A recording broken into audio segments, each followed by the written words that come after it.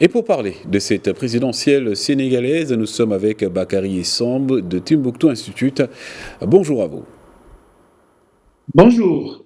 Merci encore de répondre à cette invitation, avant tout bien sûr, mais avec cette campagne courte et un scrutin qui a pu se tenir malgré la crise politique, quel regard pouvez-vous porter sur cette présidentielle ?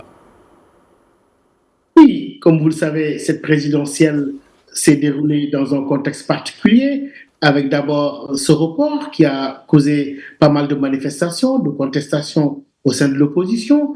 Et puis, il y a eu tout ce marathon judiciaire entre le Conseil constitutionnel, l'Assemblée nationale qui vote une loi et tout ce qu'on a connu avant cette présidentielle.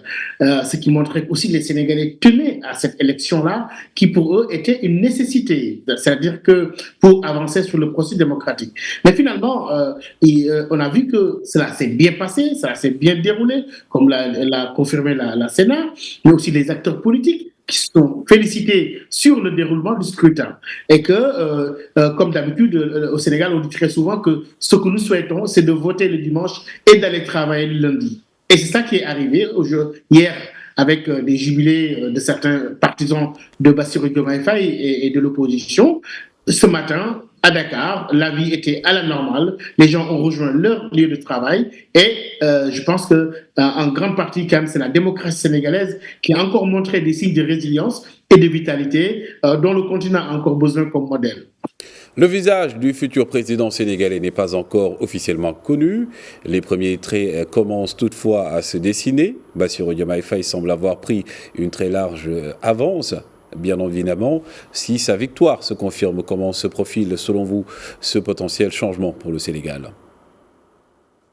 Absolument, nous sommes encore dans l'attente des résultats officiels. Le Premier ministre, l'ex-Premier ministre candidat de Benno Bokk Yakaar avait promis faire une déclaration à midi. Cela ne s'est toujours pas fait, mais tout indique que selon certains observateurs, il va concéder à sa défaite et féliciter, comme la tradition le veut, le potentiel vainqueur Bassirou Diomaye Faye. Bassirou Diomaye Faye est connu dans l'anderno politique dû à son militantisme dans le parti PASTEF, Ousmane Sonko, qu'il a cofondé et qui évolue aussi dans cette sphère des inspecteurs d'impôts, naturellement comme Amadouba d'ailleurs et Ousmane Sonko, quelqu'un qui est considéré comme ayant un franc-parler, une certaine éthique, assez jeune, mais qui, au temps de l'opposition, était quelqu'un quand même qui menait les débats, qui était là toujours engagé. D'ailleurs, la preuve, il est sorti de prison quelques jours avant d'entamer cette campagne qui a été victorieuse finalement. Donc, on ne sait pas beaucoup de choses de ce personnage.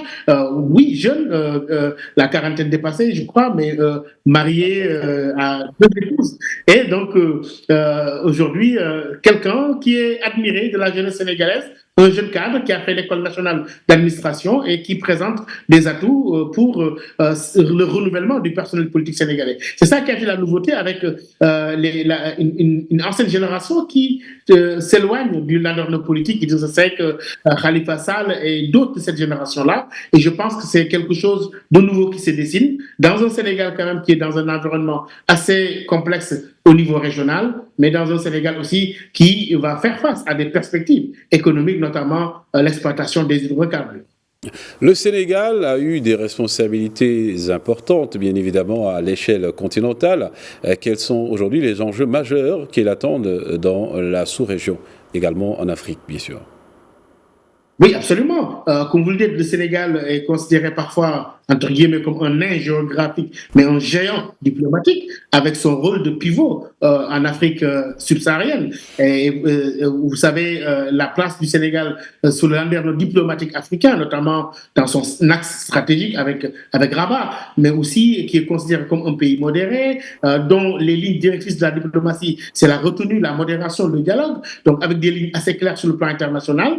Un pays qui certes a des partenaires classiques comme les États-Unis, la France, le Maroc et l'Arabie Saoudite, mais qui sait s'ouvrir, notamment durant la présidence de Wade et récemment où le président Macky Sall, durant sa présidence de l'Union africaine, a pu jouer un rôle très important, notamment dans la guerre en Ukraine, mais qui a pu quand même par la présidence sénégalaise de l'Union africaine faire de l'Union africaine une réalité géopolitique. Donc les attentes sont énormes. Je pense que l'aura diplomatique du Sénégal ne manquera pas de rejaillir sur son chef d'État, pourvu que l'administration sénégalaise, qui est quand même une administration solide et résiliente, puisse continuer à jouer son rôle pour accompagner ce nouveau président dans sa nouvelle mission. Bakary Samb, merci. Je rappelle que vous êtes donc le directeur régional de Timbuktu Institute et vous répondiez avec nous, bien évidemment, sur les élections présidentielles au Sénégal. Merci de votre invitation.